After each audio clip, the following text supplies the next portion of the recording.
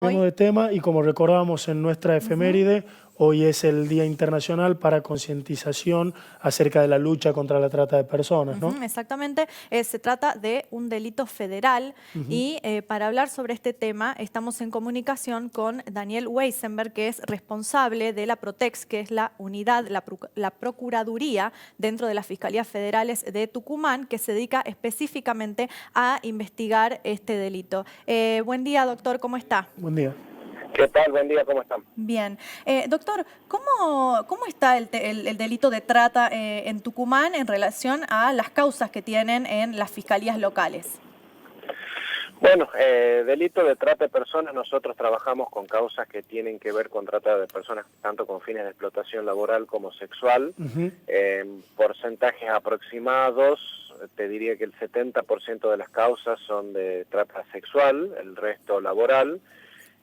Se trabaja entre 85 y 100 causas en trámite, son datos aproximados porque los de este año todavía no los tengo bien registrados, pero ese es el número de casos con los que se trabaja y bueno, la Fiscalía, el Ministerio Público Fiscal trabaja tanto en la parte de investigación como también en la parte de juzgamiento y sanción frente a la instancia de juicio oral. Bien, ¿trabajan en prevención también, perdón? En prevención se trabaja a veces con actividades institucionales que tienen que ver con concientización, o aporte o comunicando cuáles son las formas de denuncia, pero en realidad las instituciones que trabajan con prevención son otras, que trabajan específicamente prevención, me refiero, son algunas organizaciones de la sociedad civil y también algunas organizaciones estatales que trabajan tanto en prevención como en asistencia a víctimas. Doctor, la parte del Ministerio Público está más destinada a la investigación. Doctor, ¿cómo llegan las denuncias a la justicia? ¿Por qué vías? El mecanismo de denuncia previsto en la ley de trata es muy desformalizado, lo cual a nosotros nos permite que el caudal de denuncias pueda provenir de distintos lugares. La mayor parte proviene de la línea 145, que es una línea que funciona en todo el país, que pertenece al Ministerio de Justicia y Derechos Humanos, pero que es comanejada junto con la Protex, la organización a la que pertenezco, quien se encarga de todo lo que es la distribución a lo largo de todo el país de los hechos que se denuncian. Después, cualquier dependencia policial, tanto de Fuerza de Seguridad Nacional como provinciales, tiene obligación de recibir denuncias de este tipo de hechos y la denuncia puede ser tanto brindando la identidad del denunciante como también anónima.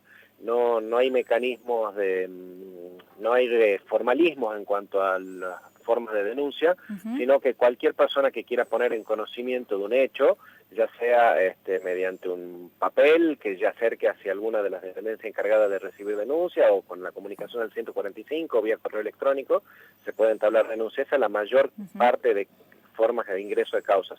Y otros casos ingresan en algunas oportunidades por las mismas fuerzas de seguridad que detectan hechos de posible trata de personas, por ejemplo, el tránsito de personas en ruta, también se ingresan causas de esa manera al Fuero Federal. Doctor, desde la justicia se ha advertido en múltiples oportunidades que el delito de trata es en relación a la explotación sexual ha ido cambiando desde lo que conocemos en el caso Verón, por ejemplo, o como se daba en esas whiskerías donde permanecían secuestradas, ¿no?, las víctimas. Claro, que quizás con el correr del tiempo se han usado, se han usado técnicas un poquito más discretas quizás para ocultar esto. ¿Cómo son las organizaciones que operan hoy? Es un delito que ha ido mutando, efectivamente ha ido mutando. Hoy no encontramos estos prostíbulos de puertas abiertas con venta de bebidas en su interior, en lugares urbanos, o sea, céntricos o del macrocentro, sino que funcionan los prostíbulos habitualmente en departamentos, en edificios de cualquier parte de la ciudad, en la modalidad de lo que nosotros llamamos privados, donde la cantidad de víctimas que ahí concurren es menor, no tanto como había en los prostíbulos, sino que uno puede encontrar habitualmente 4 o 5 víctimas, no más que eso en un privado, y con una lógica mucho más encubierta, mucho más sutil de funcionamiento y que a la vez también nos complejiza mucho más las investigaciones a nosotros. Pero lo cierto es que no es un delito que ha sido erradicado, ni mucho menos, sino que sigue funcionando bajo esta modalidad. Doctor, ¿la mayor cantidad de víctimas está relacionada en la provincia con trata laboral?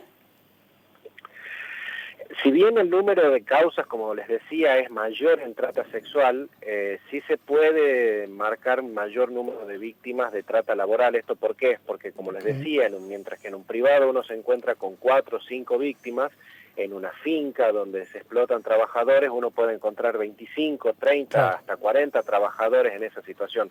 Con lo cual, si bien la cantidad de causas es mayor en sexual, sí, en los registros es un poco mayor el número de víctimas de trata laboral.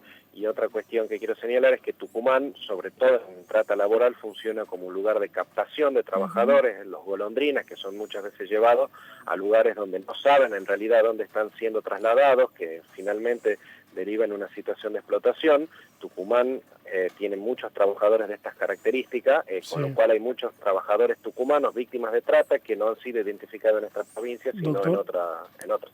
Y usted, en este fenómeno que menciona, que Tucumán como lugar de captación para explotación laboral, ¿cuáles son por ahí los rasgos de vulnerabilidad que comparten las víctimas hacia los cuales apuntan, no los delincuentes o quienes manejan las redes? En trata laboral, sobre todo, una situación de vulnerabilidad económica, socioeconómica claramente, donde lo social, donde algunas prácticas tradicionales o culturales están muy arraigadas, donde los trabajadores han desarrollado durante muchos años e incluso durante varias generaciones las actividades de esta forma, con lo cual incluso es muy difícil que se autoperciban a sí mismas como víctimas de sistemas de explotación. En trata sexual, los componentes de vulnerabilidad son más variables porque no siempre tiene que ver con una vulnerabilidad económica, sino que también se puede dar por situaciones familiares o por situaciones de salud que lleven a las personas a caer bajo las esferas de las redes de trata. Seguro. Bien. Bueno, doctor, muchas gracias por este contacto. Muchas gracias. Bueno, muchas gracias a ustedes, que se sigan bien. Bien, gracias.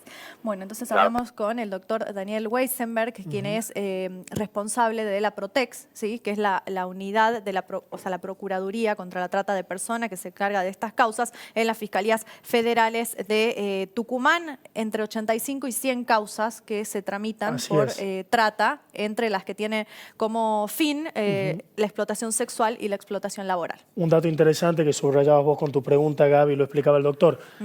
Cerca del 70% de las causas es por trata con fines de explotación sexual. Sin embargo, la mayor cantidad de víctimas, debido por supuesto a la cantidad de personas que se requieren para los trabajos, la mayor cantidad de víctimas es por explotación laboral. Claro, y algo sumamente interesante es que las víctimas no se autoperciben como tal, sobre todo las de trata laboral también, ¿no? Y que para eso la justicia cuenta con determinados parámetros para determinar si una persona está siendo víctima de trata, que implica, por ejemplo, el traslado a otra provincia, la captación mediante ofertas laborales engañosas.